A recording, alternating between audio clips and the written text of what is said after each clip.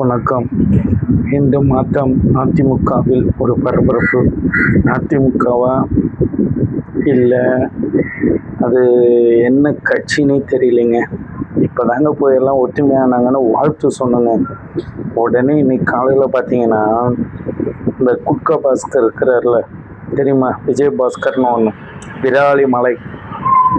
அவர் திடீர்னு தொண்டர்கள்லாம் கூப்பிட்டு வச்சு ஒரு மீட்டிங் போட ஆரம்பிச்சிட்டாருங்க.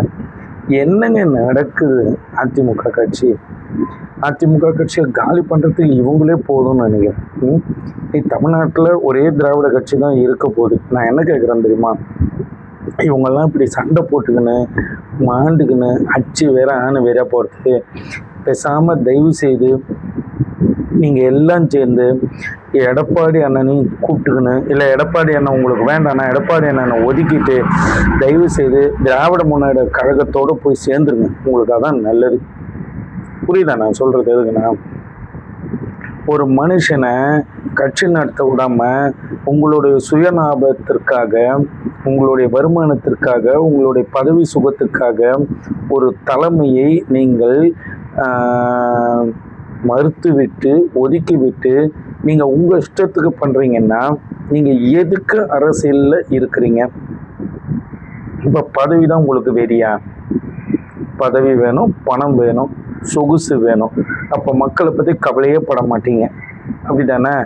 எனக்கு தெரிஞ்சு இது மறைமுகமாகவோ அல்ல உண்மையாகவோ தேமுக அதிமுக கூட்டணின்னு பேசின்னு இருந்தாங்க.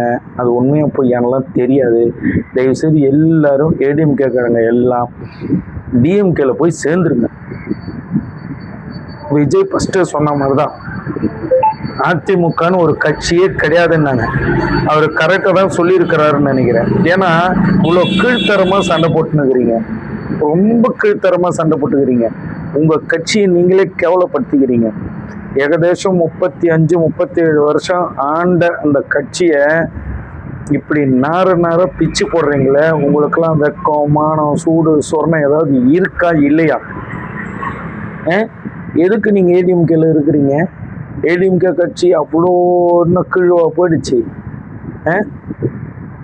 இதெல்லாம் ரொம்ப அநியாயம் தெரியுமா நீங்கள் பண்ணுறதெல்லாம்?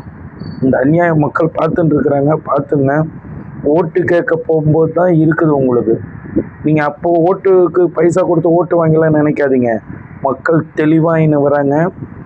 வாலிப பிள்ளைங்கள் குறிப்பாக உங்களோட நடிப்பெல்லாம் பார்த்துட்டு இருக்கிறாங்க. ஜாக்கிரதையாக இருங்க, பார்த்து அரசியல் பண்ணுங்க. வாலிப பிள்ளைகள் அவ்வளோ துச்சமாக நினைக்காதீங்க. ஏன்னா பி கேர்ஃபுல்.